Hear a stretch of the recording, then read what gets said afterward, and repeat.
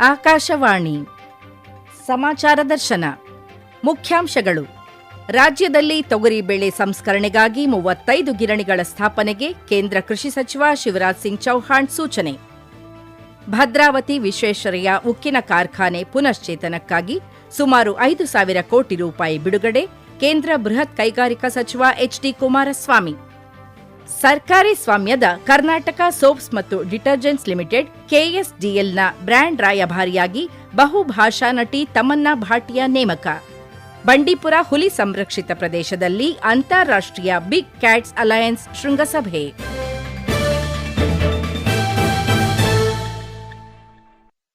ಕರ್ನಾಟಕವು ತೊಗರಿ ಬೆಳೆ ಉತ್ಪಾದನೆಯಲ್ಲಿ ಮುಂಚೂಣಿಯಲ್ಲಿದ್ದು ಬೇಳೆಗಳ ಸಂಸ್ಕರಣೆಗಾಗಿ 35 ಗಿರಣಿಗಳನ್ನು ಸ್ಥಾಪಿಸಬೇಕು ಎಂದು ಕೇಂದ್ರ ಕೃಷಿ ಸಚಿವ ಶಿವರಾಜ್ ಸಿಂಗ್ ಚೌಹಾಣ್ ಸೂಚಿಸಿದ್ದಾರೆ. ಬೆಂಗಳೂರಿನಲ್ಲಿ ಇತ್ತೀಚೆಗೆ ನಡೆದ ಅಂತಾರಾಷ್ಟ್ರೀಯ ವಾಣಿಜ್ಯ ಮೇಳ ಉತ್ಪಾದನೋತ್ತರ ಕೃಷಿ ರೈತರ ಸಬಲೀಕರಣ ಕಾರ್ಯಕ್ರಮದಲ್ಲಿ ಅವರು ಪಾಲ್ಗೊಂಡು ಮಾತನಾಡಿದರು. ದ್ವಿದಳ ಧಾನ್ಯ ಬೇಳೆ ಮಿಷನ್ ಅಡಿ ಪ್ರತಿ ಗಿರಣಿಗೆ 25 ಲಕ್ಷ ರೂಪಾಯಿ ಸಹಾಯಧನ ನೀಡಲಾಗುವುದು. ಕರ್ನಾಟಕ ತೊಗರಿ ಬೆಳೆ ಉತ್ಪಾದನೆಯಲ್ಲಿ ಅಗ್ರಸ್ಥಾನದಲ್ಲಿದೆ. ಉತ್ತಮ ಇಳುವರಿಗೆ ಉತ್ತಮ ಬೀಜದ ಅಗತ್ಯವಿದೆ. ಈ ಹಿನ್ನೆಲೆ 25 ಬೀಜ ಗ್ರಾಮಗಳನ್ನು ರಾಜ್ಯ ಸರ್ಕಾರ ರೂಪಿಸಬೇಕು. ಮಾದರಿ ಪ್ರದರ್ಶನಕ್ಕಾಗಿ ರೈತರಿಗೆ 10,000 ರೂಪಾಯಿ ಪ್ರೋತ್ಸಾಹ ಧನ ನೀಡಲಾಗುವುದು ಎಂದರು. उत्पादन बढ़ाने के लिए अच्छे सीड्स चाहिए और इसलिए कर्नाटक को मैं निवेदन करता हूं, आप कर्नाटक में बीज ग्राम बनाइए, 25 सीड विलेज बनाइए जहां किसान खुद सीड पैदा करे और सीड पैदा करने के लिए और दालों के अच्छे उत्पादन के लिए डिमॉन्स्ट्रेशन के लिए भी अगर आप किसान को मॉडल डिमॉन्स्ट्रेशन के लिए प्रेरित करेंगे तो हर किसान को जो ये काम करेगा 10,000 रुपया प्रति हेक्टेयर की दर से प्रोत्साहन की राशि दी जाएगी.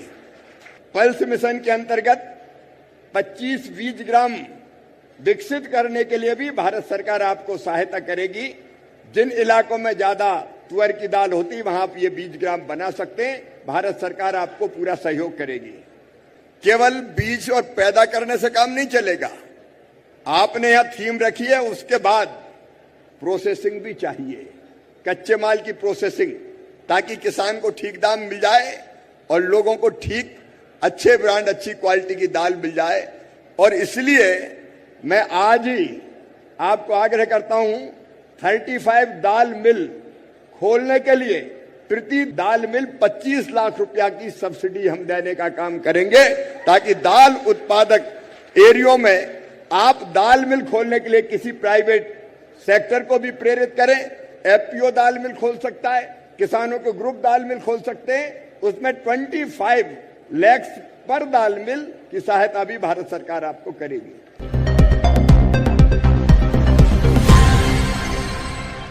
ಭದ್ರಾವತಿಯ ವಿಶ್ವೇಶ್ವರಯ್ಯ ಉಕ್ಕಿನ ಕಾರ್ಖಾನೆ ಪುನಶ್ಚೇತನಕ್ಕಾಗಿ 4,500ರಿಂದ 5,000 ಕೋಟಿ ರೂಪಾಯಿ ಬಿಡುಗಡೆಗೊಳಿಸಲಾಗುವುದು ಎಂದು ಕೇಂದ್ರ ಬೃಹತ್ ಕೈಗಾರಿಕಾ ಸಚಿವ ಎಚ್.ಡಿ. ಕುಮಾರಸ್ವಾಮಿ ತಿಳಿಸಿದ್ದಾರೆ. ಮೈಸೂರಿನಲ್ಲಿ ಕೇಂದ್ರ ಬಜೆಟ್ ಕುರಿತು ನಡೆದ ಪತ್ರಿಕಾಗೋಷ್ಠಿಯಲ್ಲಿ ಮಾತನಾಡಿದ ಅವರು 2026-27ರ ಕೇಂದ್ರ ಬಜೆಟ್ನಲ್ಲಿ ಕಟ್ಟಡ ನಿರ್ಮಾಣ ಹಾಗೂ ಮೂಲಭೂತ ಸೌಕರ್ಯ ಅಭಿವೃದ್ಧಿಗೆ ಹೆಚ್ಚಿನ ಒತ್ತು ನೀಡಲಾಗಿದೆ ಎಂದು ಹೇಳಿದರು.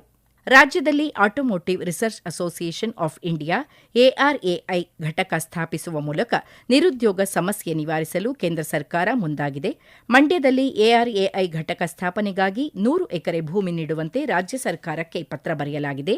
ಈ ಯೋಜನೆಗೆ ಒಟ್ಟು 7,280 ಕೋಟಿ ರೂಪಾಯಿ ಮೀಸಲಿಡಲಾಗಿದ್ದು, ಪ್ರಾಥಮಿಕ ಹಂತದಲ್ಲಿ 500 ಕೋಟಿ ರೂಪಾಯಿ ಬಿಡುಗಡೆ ಮಾಡಲಾಗುತ್ತದೆ.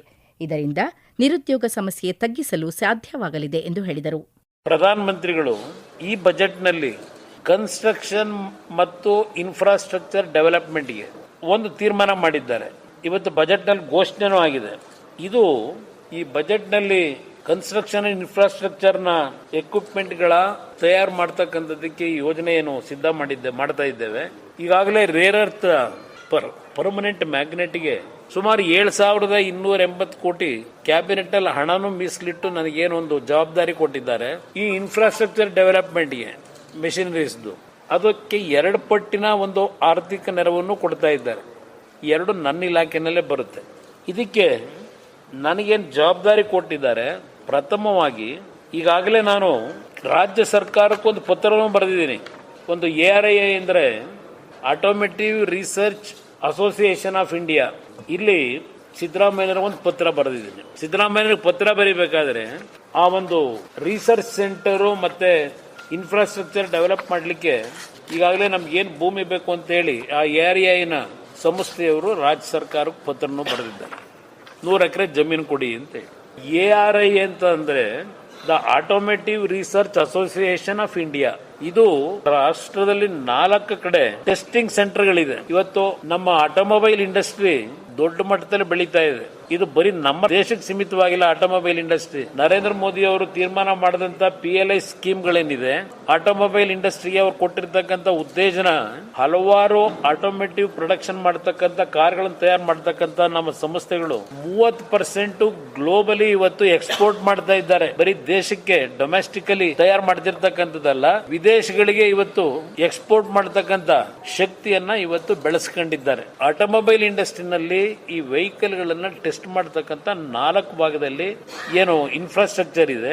ಕರ್ನಾಟಕ ರಾಜ್ಯದಲ್ಲಿ ಇವತ್ತು 500 ಕೋಟಿ ಪ್ರಾಥಮಿಕ ವೆಚ್ಚದಲ್ಲಿ ಮಂಡ್ಯದಲ್ಲೇ ಕರ್ನಾಟಕದಲ್ಲಿ ಕೊಡ್ತಕ್ಕಂಥದ್ದಕ್ಕೆ ತೀರ್ಮಾನ ಮಾಡಿಸಿದ್ದೀನಿ. ನನ್ನ ಇಲಾಖೆಗೆ ಬರುತ್ತೆ. ಕರ್ನಾಟಕಕ್ಕೆ ಇದನ್ನು ತರಬೇಕು ಅಂತ ಹೇಳಿ ನಾನು ಒತ್ತಡ ಹಾಕಿ ತೀರ್ಮಾನ ತೆಗೆದುಕೊಂಡಿರೋದು. ಅದರ ಮೇಲೆ ಮಂಡ್ಯದಲ್ಲೇ ಈ ಟೆಸ್ಟಿಂಗ್ ಸೆಂಟರ್ನ, ಅದು ಇಂಟರ್ನ್ಯಾಷನಲ್ ಸ್ಟ್ಯಾಂಡರ್ಡ್, ಅದು ನಾವು ಈ ಟೆಸ್ಟಿಂಗ್ ಸೆಂಟರ್ ಮಾಡ್ತಾ ಇರ್ತಕ್ಕಂಥದ್ದು. ಇವತ್ತು ರಾಜ್ಯಕ್ಕೆ ಕೊಡುಗೆಯನ್ನ ನರೇಂದ್ರ ಮೋದಿ ಅವರ ನೇತೃತ್ವದಲ್ಲಿ ಕೊಡ್ತಕ್ಕಂಥದ್ದಕ್ಕೆ ಈ ತೀರ್ಮಾನ ಏನಾಗಿದೆ, ಕನ್ಸ್ಟ್ರಕ್ಷನ್ ಇನ್ಫ್ರಾಸ್ಟ್ರಕ್ಚರ್ ಏನಿದೆ ಎಕ್ವಿಪ್ಮೆಂಟ್ಗಳದ್ದು, ಅದು ನಮ್ಮ ಫೈರ್ ಇಂಜಿನ್ ಗಳನ್ನ ತಯಾರು ಮಾಡ್ತಕ್ಕಂಥದ್ದು, ಲಿಫ್ಟ್ ಗಳು ತಯಾರು ಮಾಡ್ತಕ್ಕಂಥದ್ದು, ARI ಇದು ಒಂದು ಭಾಗ. ಆಟೋಮೊಬೈಲ್ ಇಂಡಸ್ಟ್ರಿ ಒಂದಕ್ಕಲ್ಲ, CM ಬರೆದಂತ ಉದ್ದೇಶ ಭೂಮಿ ಕೊಡಿ ಅಂತ 100 ಎಕರೆ ಕೇಳಿದೀವಿ.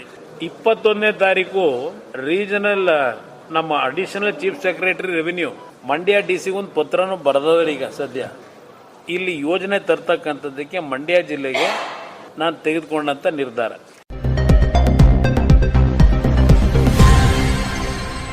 ಸರ್ಕಾರಿ ಸ್ವಾಮ್ಯದ ಕರ್ನಾಟಕ ಸೋಪ್ಸ್ ಮತ್ತು ಡಿಟರ್ಜೆಂಟ್ಸ್ ಲಿಮಿಟೆಡ್ KSDL ಬಹುಭಾಷಾ ನಟಿ ತಮನ್ನಾ ಭಾಟಿಯಾ ಅವರನ್ನು 2 ವರ್ಷಗಳ ಅವಧಿಗೆ ಬ್ರ್ಯಾಂಡ್ ಅಂಬಾಸಿಡರ್ ಆಗಿ ಇತ್ತೀಚೆಗೆ ನೇಮಿಸಿಕೊಂಡಿದೆ.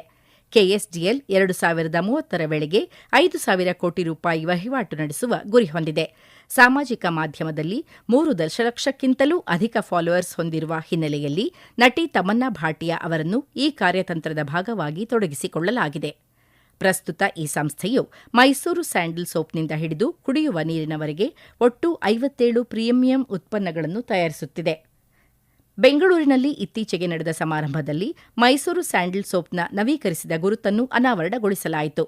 ಕಾರ್ಯಕ್ರಮದಲ್ಲಿ ಪಾಲ್ಗೊಂಡು ಮಾತನಾಡಿದ ಬೃಹತ್ ಕೈಗಾರಿಕಾ ಸಚಿವ MB ಪಾಟೀಲ್, ಸ್ಥಳೀಯತೆಯಿಂದ ಜಾಗತಿಕ ಮಟ್ಟಕ್ಕೆ ಲಗ್ಗೆ ಇಡುತ್ತಿರುವ ಮೈಸೂರು ಸ್ಯಾಂಡಲ್ ಈಗ ಸುಗಂಧ ದ್ರವ್ಯಗಳ ಮಾರುಕಟ್ಟೆಗೂ ಪ್ರವೇಶಿಸಿದ್ದು, ಶೀಘ್ರದಲ್ಲೇ ವಿಜಯಪುರ ಮತ್ತು ದಾಬಾಸ್ಪೇಟೆಯಲ್ಲಿ ಹೊಸ ಉತ್ಪಾದನಾ ಘಟಕಗಳನ್ನು ಸ್ಥಾಪಿಸಲಾಗುವುದು ಎಂದರು.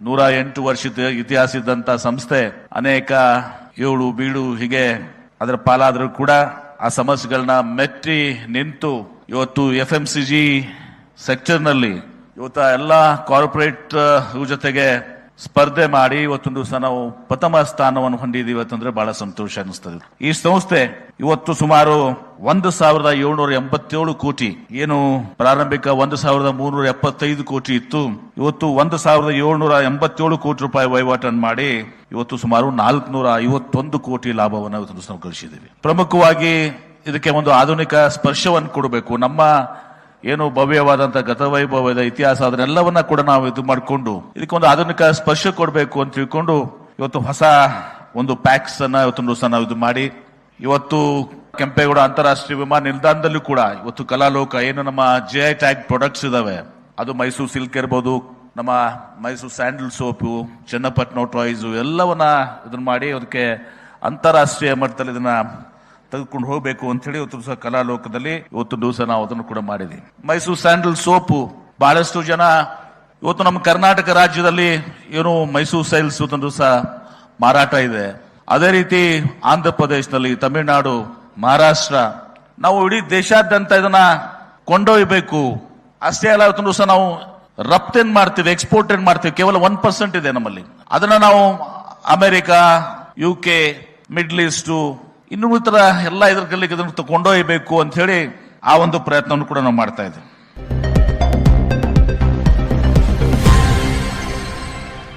ರಾಜ್ಯದ ಪರಿಶಿಷ್ಟ ಜಾತಿ ಮತ್ತು ಪರಿಶಿಷ್ಟ ಪಂಗಡದ ಭೂರಹಿತ ಬಡವರಿಗೆ ಸ್ವಂತ ನಿವೇಶನ ಒದಗಿಸಲು ಸರ್ಕಾರ ಬದ್ಧವಾಗಿದೆ ಎಂದು ಲೋಕೋಪಯೋಗಿ ಸಚಿವ ಸತೀಶ್ ಜಾರಕಿಹೊಳಿ ತಿಳಿಸಿದ್ದಾರೆ. ಹರಿಹರದ ರಾಜನಹಳ್ಳಿಯಲ್ಲಿ ಮಾತನಾಡಿದ ಅವರು, ವಸತಿರಹಿತ ಬಡವರಿಗೆ ನಿವೇಶನ ನೀಡುವ ಉದ್ದೇಶದಿಂದ ಭೂಮಿ ಖರೀದಿಸಲು ಸರ್ಕಾರ ಈಗಾಗಲೇ 40 ಕೋಟಿ ರೂಪಾಯಿ ಅನುದಾನವನ್ನು ಬಿಡುಗಡೆ ಮಾಡಿದೆ ಎಂದು ತಿಳಿಸಿದ್ದಾರೆ.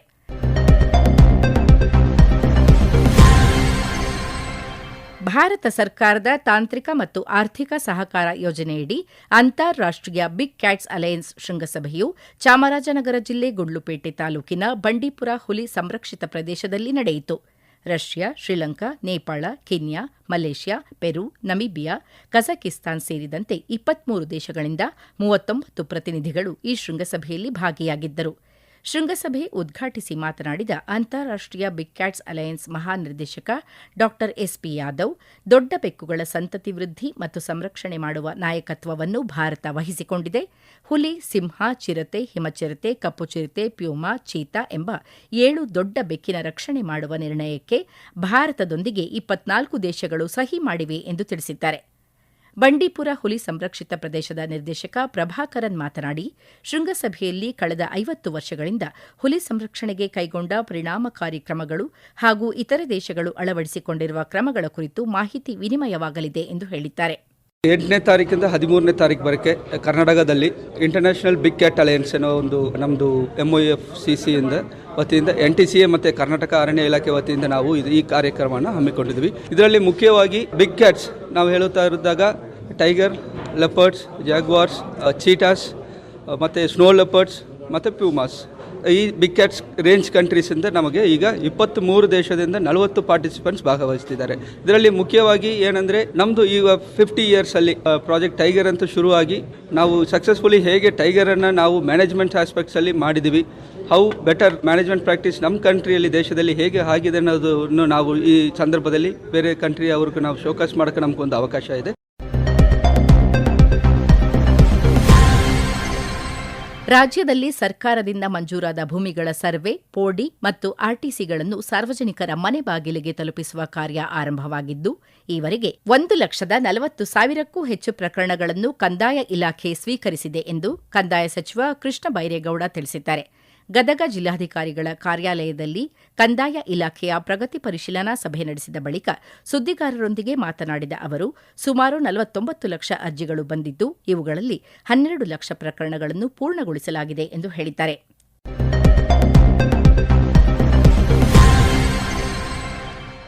ಕೆರೆಗಳ ನಗರವೆಂದು ಪ್ರಸಿದ್ಧವಾಗಿದ್ದ ಬೆಂಗಳೂರು ಮಹಾನಗರವೀಗ ಜಲಕ್ಷಾಮದ ಗಂಭೀರ ಸವಾಲನ್ನು ಎದುರಿಸುತ್ತಿದೆ.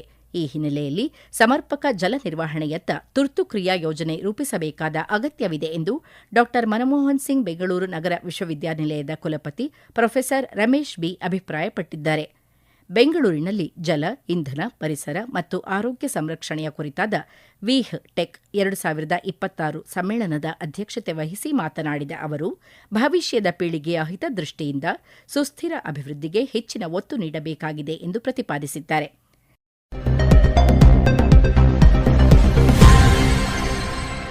ಬೆಂಗಳೂರಿನಲ್ಲಿರುವ ಕೇಂದ್ರ ಸರ್ಕಾರದ ಹೋಟೆಲ್ ಮ್ಯಾನೇಜ್ಮೆಂಟ್ ಇನ್ಸ್ಟಿಟ್ಯೂಟ್ನ ಸ್ನಾತಕೋತ್ತರ ಪದವಿ ಮತ್ತು ಪದವಿ ಪ್ರಮಾಣ ಪತ್ರಗಳನ್ನು ಮುಂದಿನ ದಿನಗಳಲ್ಲಿ ಜವಾಹರಲಾಲ್ ನೆಹರು ವಿಶ್ವವಿದ್ಯಾಲಯ ನೀಡಲಿದೆ ಎಂದು ಪ್ರಾಂಶುಪಾಲ ಡಿ ವೆಂಕಟೇಶನ್ ತಿಳಿಸಿದ್ದಾರೆ. ಬೆಂಗಳೂರಿನಲ್ಲಿ ಮಾತನಾಡಿದ ಅವರು, ಈ ಹಿಂದೆ ಇಗ್ನೋ ವಿಶ್ವವಿದ್ಯಾಲಯ ಪದವಿ ಪ್ರಮಾಣ ಪತ್ರಗಳನ್ನು ನೀಡುತ್ತಿತ್ತು. ಇನ್ನು ಮುಂದೆ ಜೆಎಸ್ಯು ಪದವಿ, ಸ್ನಾತಕೋತ್ತರ ಪದವಿಗಳ ಜೊತೆ ವಿಶೇಷ ಡಿಪ್ಲೊಮಾ ಮತ್ತು ಅಲ್ಪಾವಧಿಯ ಪ್ರಮಾಣ ಪತ್ರ ಕೋರ್ಸ್ಗಳನ್ನು ನಡೆಸಲಿದೆ ಎಂದು ಹೇಳಿದ್ದಾರೆ. ಇದೇ ವೇಳೆ ಮಾತನಾಡಿದ ಹೋಟೆಲ್ ಮ್ಯಾನೇಜ್ಮೆಂಟ್ ವಿಭಾಗದ ಮುಖ್ಯಸ್ಥರಾದ ಪ್ರಮೋದ್ ನಾಯಕ್, ಐಎಚ್ಎಂ ಬೆಂಗಳೂರು ಕನಿಷ್ಠ ಶುಲ್ಕವನ್ನು ವಿಧಿಸುವುದಲ್ಲದೆ ಪ್ರತಿಷ್ಠಿತ ರಾಷ್ಟ್ರೀಯ ಹಾಗೂ ಅಂತಾರಾಷ್ಟ್ರೀಯ ಸಂಸ್ಥೆಗಳಲ್ಲಿ ಉದ್ಯೋಗ ನಿಯೋಜನೆ ಮಾಡಲಿದೆ ಎಂದು ಮಾಹಿತಿ ನೀಡಿದ್ದಾರೆ.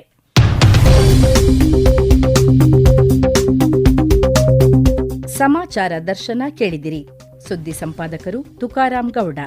ಪ್ರಸ್ತುತಪಡಿಸಿದವರು ಕೆವೈ ಭಾರತಿ. ಪ್ರಸಾರ ನಿರ್ವಹಣೆ ಅಭಯ್ ದಾಮ್ಲೆ. ಬೆಂಗಳೂರು ಆಕಾಶವಾಣಿ ಸುದ್ದಿ ವಿಭಾಗ ಸಿದ್ಧಪಡಿಸಿದ ಈ ಕಾರ್ಯಕ್ರಮವು ರಾಜ್ಯದ ಎಲ್ಲಾ ಬಾನುಲಿ ಕೇಂದ್ರಗಳಲ್ಲಿ ಏಕಕಾಲಕ್ಕೆ ಪ್ರಸಾರವಾಯಿತು. ಮುಂದಿನ ವಾರ ಮತ್ತೆ ಮೂಡಿಬರಲಿದೆ ವಾರದ ವಾರ್ತಾ ಚಿತ್ರ ಸಮಾಚಾರ ದರ್ಶನ.